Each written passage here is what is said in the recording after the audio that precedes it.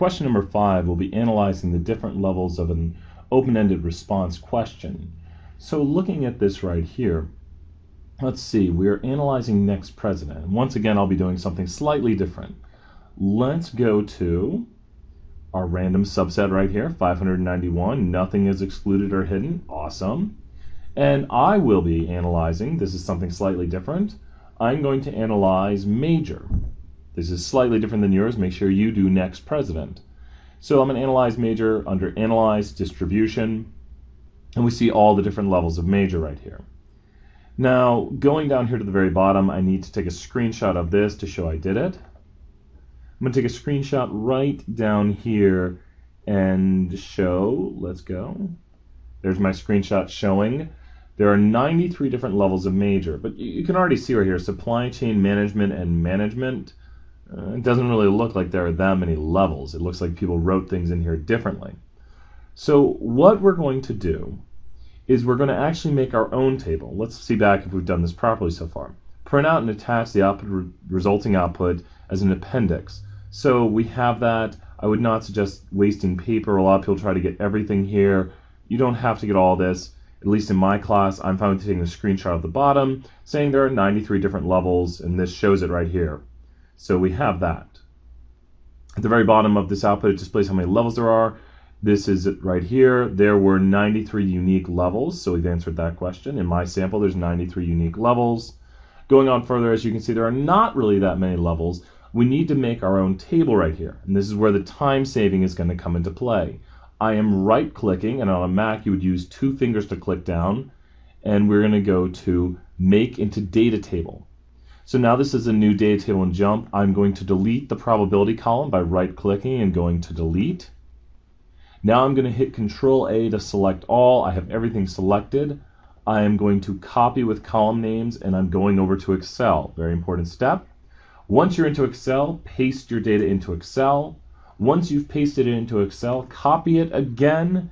Now go into Word because Excel has just formatted it into a table. We paste and we see our table and we go to Formatting Options and we now have a table formatted into Word. So this is a rather big table. It's crazy long. We have the counts. We can probably go down here and remove the different levels at the bottom. Well, it just has the totals. Good, that's awesome.